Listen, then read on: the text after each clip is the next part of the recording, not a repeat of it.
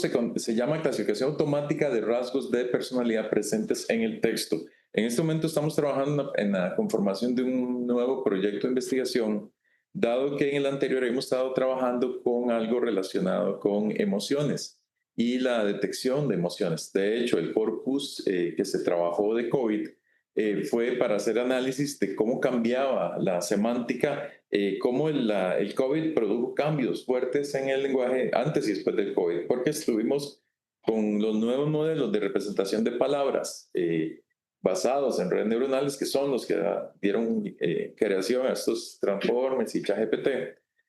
Observamos que era posible medir matemáticamente los movimientos semánticos de las palabras ante eventos como traumáticos, y tuvimos una pandemia.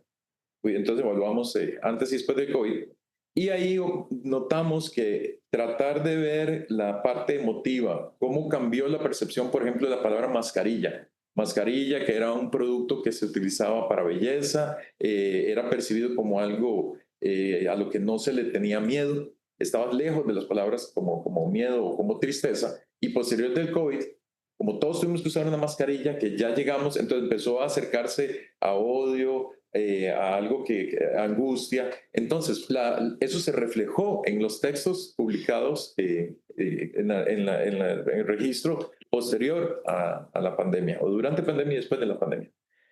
Sin embargo, compartiendo esta información con un psicólogo, inmediatamente nos dijo: mira, Edgar, dígale a Antonio que sería más interesante pasar a algo que a nivel científico es muy sólido, que es la teoría de los rasgos de personalidad, los 5 grandes de la personalidad. Y entonces ya aprendimos, Antonio y yo, que antes de lanzarnos a un nuevo tema de investigación, a veces nos pasa como le pasó a Ghislaine. Uno cree que es algo pequeñito y uno dice: esto lo tengo dominado, voy a hacer este análisis rapidito, y cuando se mete empieza uno ya a darse cuenta de la dimensionalidad de aquello. Entonces, con apoyo del máster Carlos Abreu Valverde, que es él es graduado del Georgia College en psicometría, es un experto en psicometría.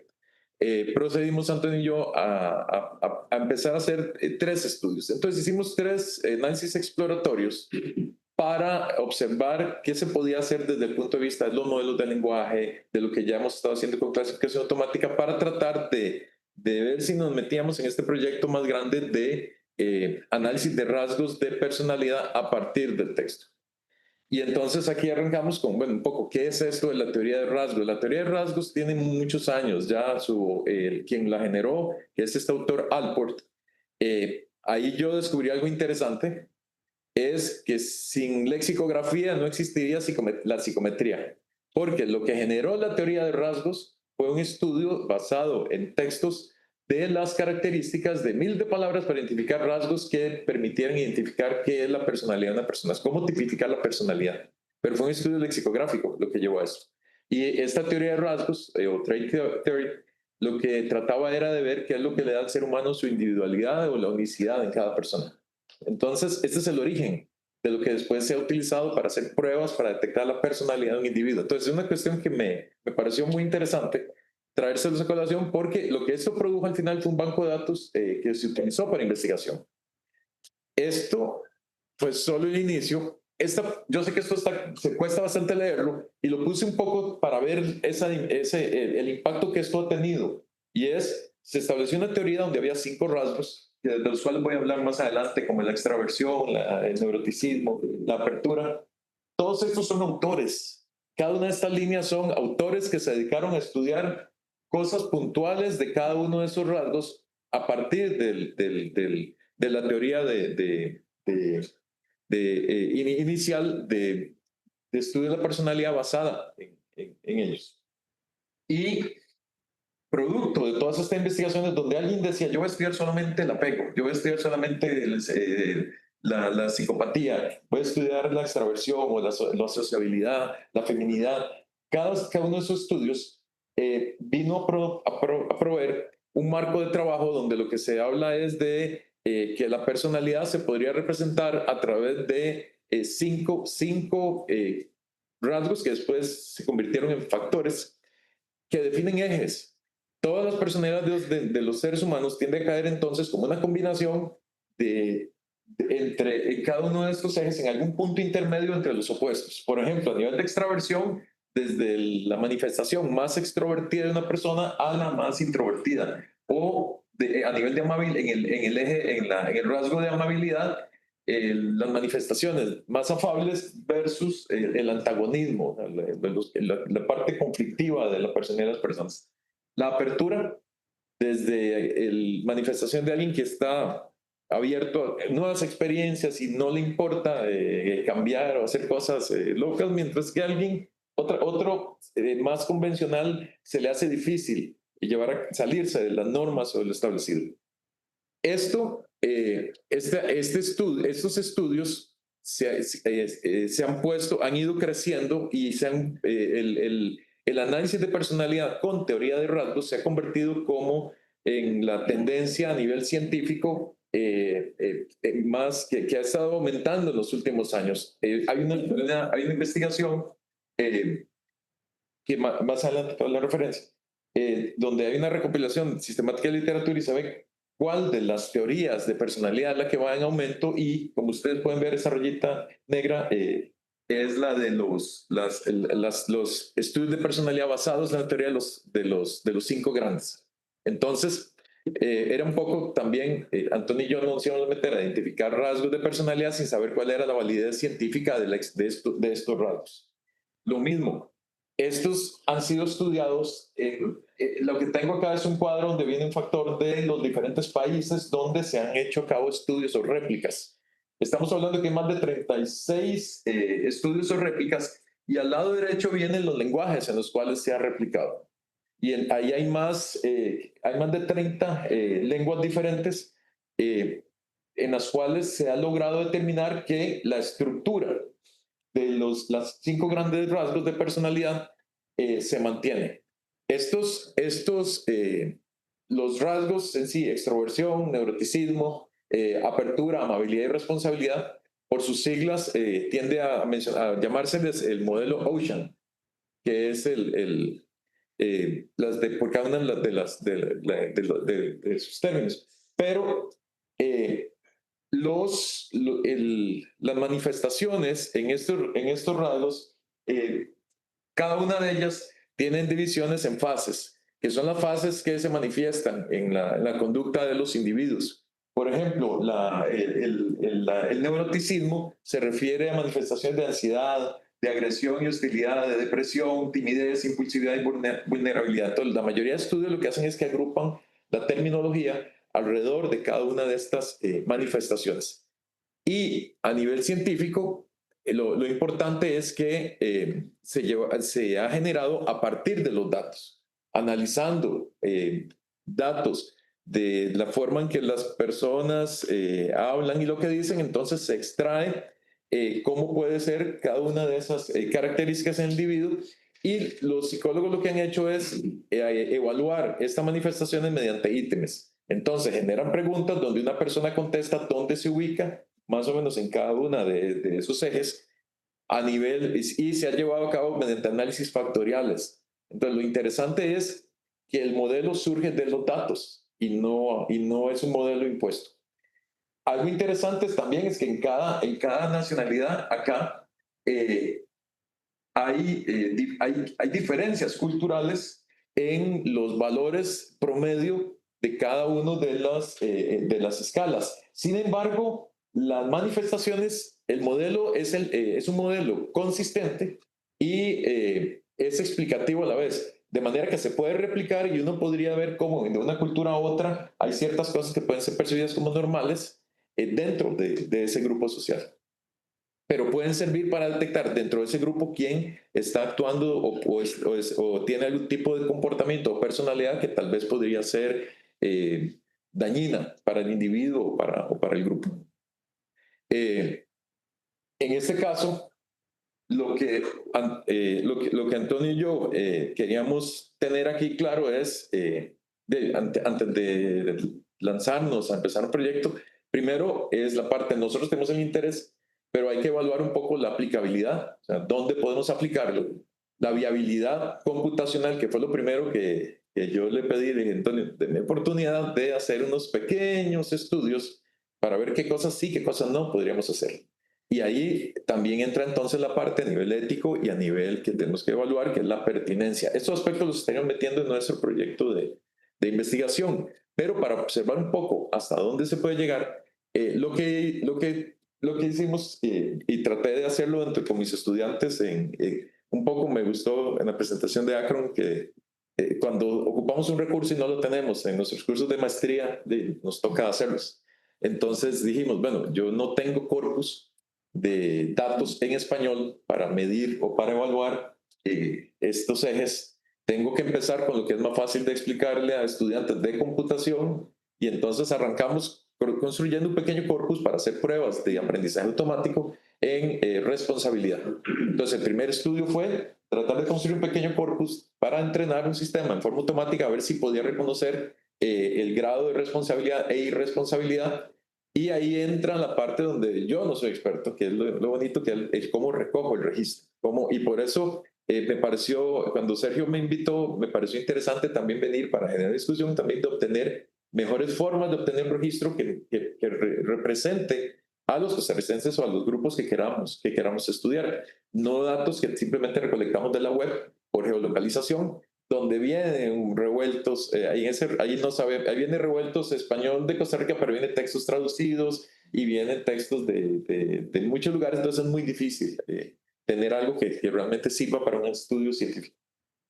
El segundo estudio fue la construcción de un conjunto de datos para rasgos, pero ya entrenando modelos de transformers, que son estos modelos basados en redes neuronales que se usan para predicción. Entonces, ver qué también nos funcionaba, hacer representaciones con BERT y con Roberta para clasificación. O sea, ya no solo hacer un corpus y anotarlo, sino hacer la parte de entrenamiento de los modelos. Y en otro contexto, el estudio de la generación automática de ítems para evaluar amabilidad. Esto fue más desde el lado de los psicólogos, o sea, me decían que generar una prueba psicológica o tropicalizarla es muy costoso. La validación de cada ítem, aquí había pruebas psicométricas donde le decían hechas en España, con español de España, y a una persona le preguntaban algo para tratar de diagnosticarlo, su psicopatía, y le decían cosas que a quien le estaban preguntando ni siquiera entendía. Y entonces uno dice, ¿cómo voy yo a evaluar o medir la personalidad de un individuo para decidir a veces si estaba actuando con dolo o sin dolo, por ejemplo, en un proceso judicial?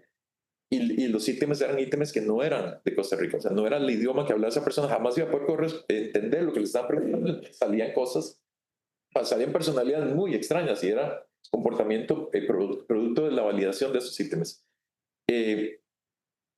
Con uno de estos experimentos, como el que Antonio entró a nivel de generar una nueva gramática y un nuevo lenguaje, empecé a ver la capacidad de, como para eso sí son buenos los modelos de lenguaje, de generar ítems en pruebas psicológicas. Entonces, el tercer estudio fue generar ítems que pudieran ser utilizados para pruebas psicológicas más tropicalizados. Y sorprendentemente, cuando este profesional, Carlos Abreu, los vio, que es experto, se dio cuenta y me hizo la revisión de que, uno, no eran copia exacta de ninguno que estuviera en pruebas ya existentes. Entonces sí había un cierto grado de generación que, basado en los patrones de lo que se le pedía, permitía crear nuevos ítems más tropicalizados. Y la segunda, que sí podrían haber servido para diferenciar amabilidad. Entonces, esto motivó a hacer este tercer estudio, decir, bueno, hagamos un estudio formal de generación de ítems en la parte de amabilidad y veamos cómo con ver si los grandes modelos de lenguaje nos sirven para esa generación. Entonces, son las tres cosas de las que quería resumir cómo me fue. El primero fue con estudiantes de posgrado, eran 10 estudiantes de posgrado que estaban aprendiendo de aprendizaje automático y procesamiento del lenguaje natural. Entonces dijimos, bueno, ¿cómo construimos un corpus? Seguimos un proceso que es típico en el área en computación, que es primero la recolección de la muestra. Lo que se hizo fue darle instrucción a los estudiantes de que proporcionaran frases, 10 frases donde ellos consideraban que podrían ser dichas por alguien a quien ellos, a nivel cercano, en ambiente laboral o universitario, escuchaban decir a las personas que identificaban como personas responsables. Y 10 frases que cuando las escuchaban podrían decir, mira, esto tiende un poco más a alguien que es un poco irresponsable. Yo no puedo confiar en el criterio o juicio de un individuo. Entonces lo que se hacía era que se tomaba los 10 y 10 que todo el mundo ponía en el banco y los aleatorizamos. Al hacer aleatorización, nos asegurábamos que se perdía ese origen inicial de los datos donde se pretendía tener un corpus 50-50 y posteriormente se asignaba aleatoriamente a tres evaluadores, de manera que cada evaluador siempre evalúa todo ítem es evaluado por tres personas diferentes y lo que reciben esas, y no todos los grupos son evaluados por las mismas tres personas, de manera que si hay un sesgo en tres individuos, nunca van a estar juntos siempre para sesgar las decisiones. Si hay un evaluador malo, eso se va a diluir estadísticamente entre el grupo que hacía la evaluación. Con ese criterio entonces hicimos una anotación y se evaluó la calidad de los datos, un poco lo que no mencionó usted que hizo también con el corpus que se generó. Aquí hay cosas interesantes porque a nivel sé que en estos datos había diferencia a nivel de lo que de género se consideraba ser responsable o no. Por ejemplo, en el grupo había más hombres que mujeres. Y una frase que cuando la vi me pareció interesante y era, alguien puso, antes de salir para el trabajo, pongo a descongelar los alimentos que voy a, o sea, y de hecho lo que fue, pongo a descongelar el pollo, porque dices, pongo a descongelar el pollo antes de salir para el trabajo. Y entonces, y ese tipo de frase, muchos lo vieron como que eso no tenía que ver con responsabilidad, los hombres. Las mujeres lo marcaron como responsable. Entonces ahí es donde vienen cosas interesantes que surgen y no me quedó un corpus que se suponía que iba a quedar 50-50. Estos son algunos ejemplos porque yo sé que es bonito hablar, entonces cosas como siempre asisto a clases, como son estudiantes, por supuesto era contexto universitario y de clases y laboral. No tiro basura a los ríos, sigo todas las instrucciones que me indicó mi doctor. Siempre cruzo la calle solo cuando está el semáforo en verde, aunque no haya carro, se puso de 2 oraciones. Viajo con compañeros en un solo carro, aunque todos tengamos nuestros propios carros para no contaminar. Ese puntaje era los puntajes obtenidos de los tres y entonces basado en eso se definía un acuerdo. Y esto fue la primera cosa interesante. A la hora de generar el corpus se produce un desequilibrio y no necesariamente teníamos 50-50. La proporción fue de 127 frases que fueron identificadas como de responsabilidad y 74 de irresponsabilidad. Entonces, a pesar de que alguien creó ítems tratando de hacer que eso era algo que decía alguien que era muy responsable, algunos lo vieron como que no, pero se tendió a evaluar más laxamente la responsabilidad que la irresponsabilidad. Entonces hubo más frases que fueron consideradas de una manera fuerte como de frases en las cuales se puede confiar para responsabilidad, pero había más duda de cuándo juzgar a alguien como irresponsable. Y con este corpus, entrenando un clasificador bayesiano, generaba resultados de hasta 90% de precisión sobre el mismo corpus. Entonces uno dice, ok, Antonio, podemos meternos a hacer algo parecido porque ya por lo menos con el corpus parece que funciona.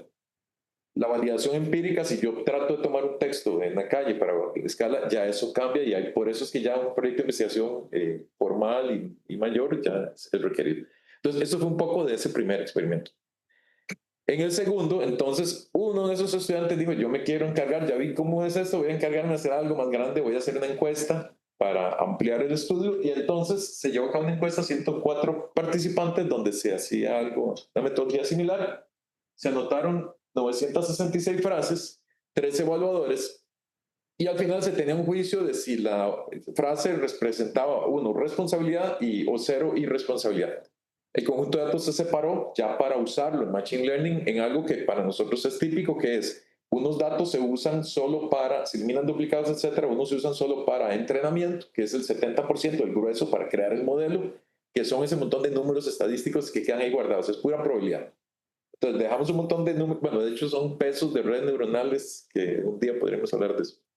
Y 10% para hacer pruebas de mejoría de los modelos. Yo puedo empezar a manipular los modelos para que se ajusten y para que vayan aprendiendo, y para eso se usa ese 10%, porque yo hago un modelo, lo trato de hacer que vaya mejorando en su aprendizaje y lo voy validando contra 10% de datos que son míos también y entonces, si mejora aquí y mejora en el dato, en ese 10% que dejé aparte, voy bien en la enseñanza. Pero cuando yo mejoro y aprende más sobre esos datos, pero en los datos que no ha visto, que tengo ahí aparte, decae, es porque lo que estoy haciendo es haciendo que el modelo se vuelva un perico, que se repite exactamente lo que se pega a los datos.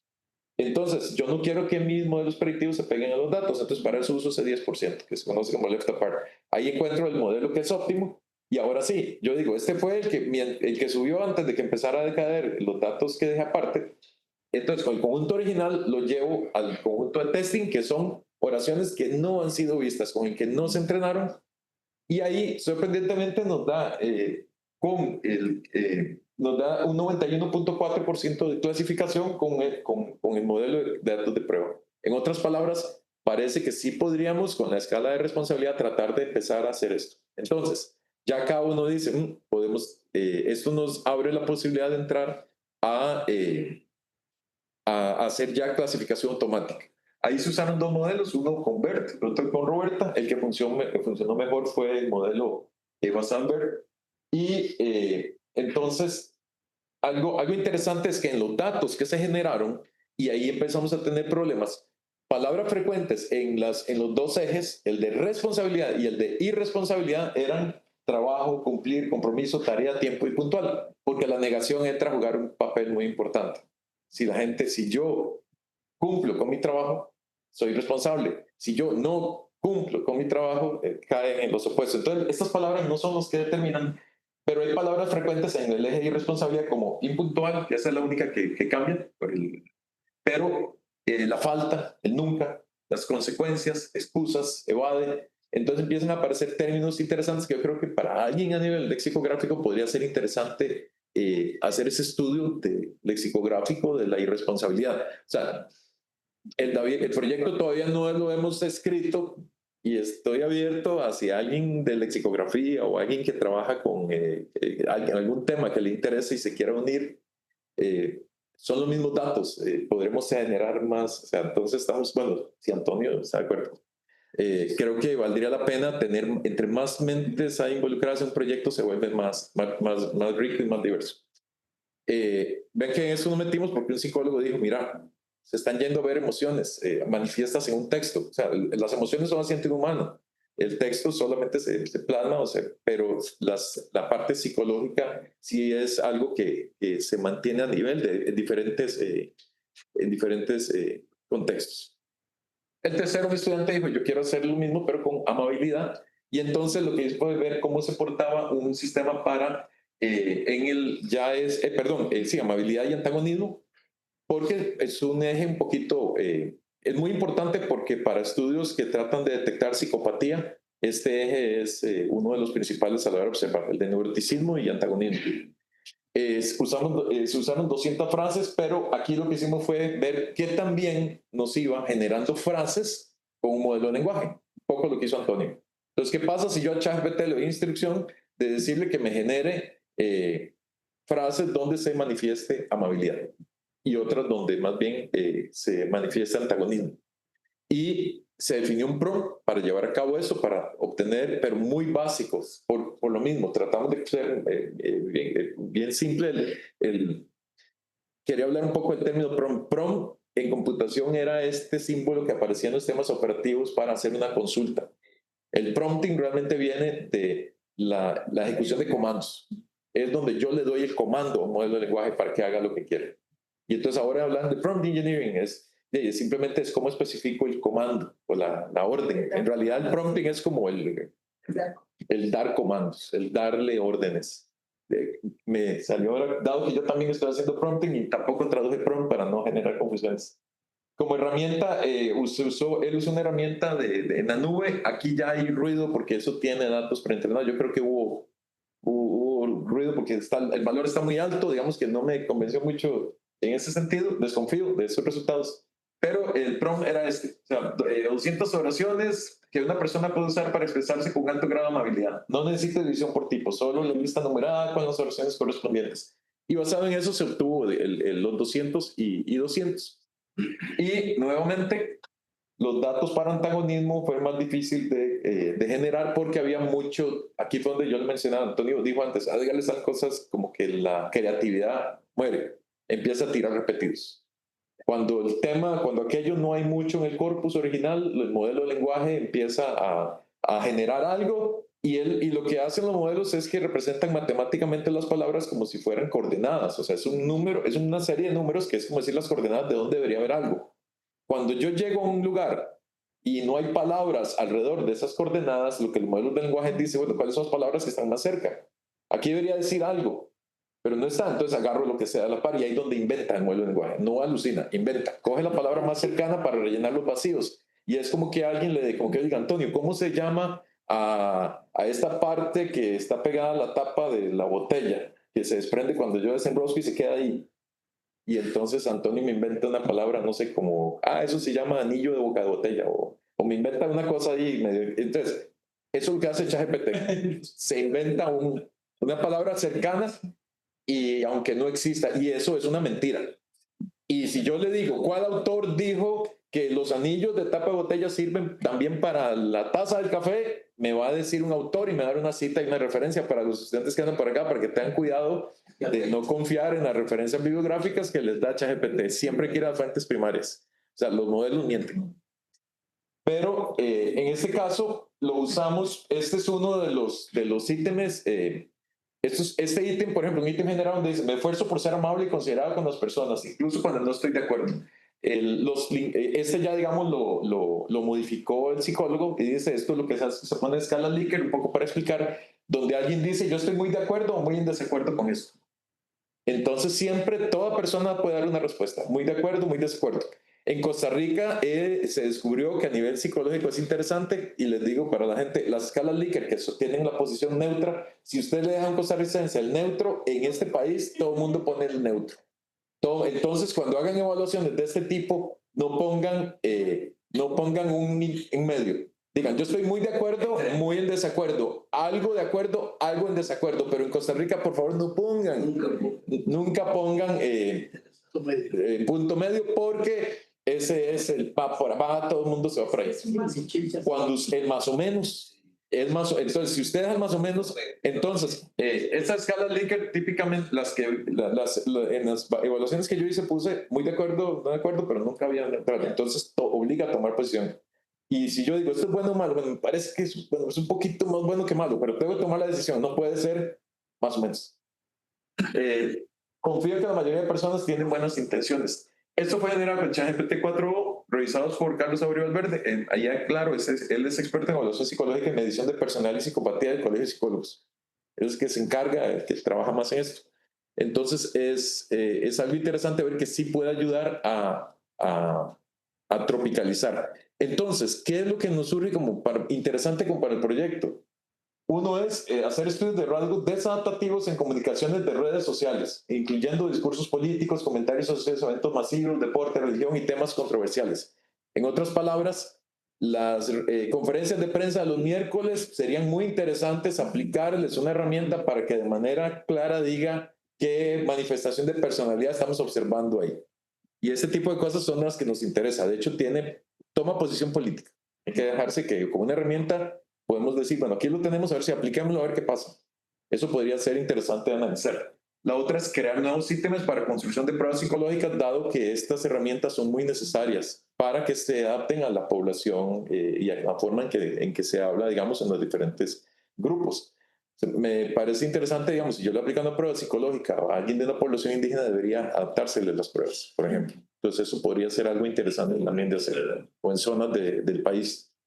La validación lingüística y cultural de ítems y el uso de evaluación de herramientas de inteligencia artificial como grandes modelos de lenguaje y aprendizaje automático para detección de estos rasgos. Entonces, estas es como las líneas en las que querríamos irnos con el fundamento teórico que tenemos y esto es un poco las primeras investigaciones y estudiantes de computación en la sede de Guapiles, que estamos yendo a dar computación, una maestría allá por ayudar en las sedes.